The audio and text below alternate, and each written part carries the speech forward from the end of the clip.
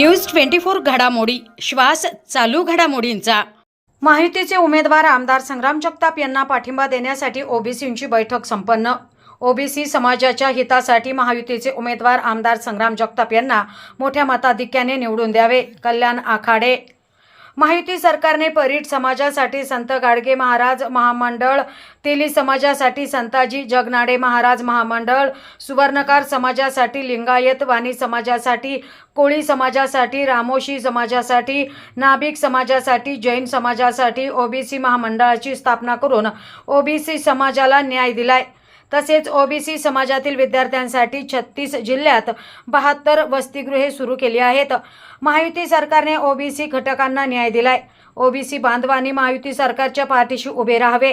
महायुतीचे उमेदवार मोठ्या संख्येने निवडून यावेत, यासाठी महायुतीचे आमदार संग्राम जगताप यांच्या प्रचारासाठी ओबीसींची बैठक अहिल्यानगर येथे संपन्न होत आहे। ओबीसी समाजाचे मतदान हे निर्णायक आहेत। ओबीसी समाजाच्या हितासाठी महायुतीचे उमेदवार आमदार संग्राम जगताप यांना मोठ्या मताधिक्याने निवडून द्यावे, असे आवाहन राष्ट्रवादी अजित पवार गटाचे ओबीसीचे प्रदेशाध्यक्ष तथा संत सावता परिषदेचे संस्थापक अध्यक्ष कल्याण आखाडे यांनी केले। यावेळी ओबीसी समाज बांधव मोठ्या संख्येने उपस्थित होते। राज्यामध्ये सध्या सुरू असलेल्या विधानसभा निवडणुकीमध्ये महाराष्ट्रभरातील तमाम ओबीसी बांधवांनी महायुती सरकारच्या पाठीशी उभा राहावं। पुन्हा एकदा या राज्यामध्ये सर्व समाज घटकांच्या हिताचं असणारं महायुतीचं सरकार आणण्यासाठी ओबीसी बांधवांनी महायुतीच्या पाठीशी उभा राहावं आणि महायुतीचे उमेदवार मोठ्या संख्येनं त्या ठिकाणी निवडून द्यावेत।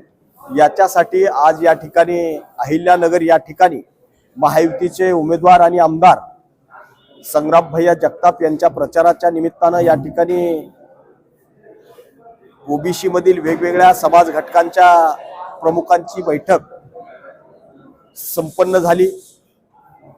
या बैठकीच्या प्रसंगी सर्व समाज प्रतिनिधींनी ओबीसीतील सर्व समाजाचं मतदान मोठ्या प्रमाणावर या मतदारसंघाच्या सर्वांगीण विकासासाठी आणि महायुतीचं सरकार या ठिकाणी आणण्यासाठी संग्राम भैयांना च्या पाठीशी द्यावं आणि संग्राम भैयांना मोठ्या संख्येनं मोठ्या मताधिक्यानं विजयी करावं असं आवाहन करण्यासाठी आजची ही बैठक या ठिकाणी विश्वास जुना संग्राम भैया पुन्हा। प्रतिनिधी स्वामी गोसावी, न्यूज 24 घडामोडी, अहिल्यानगर।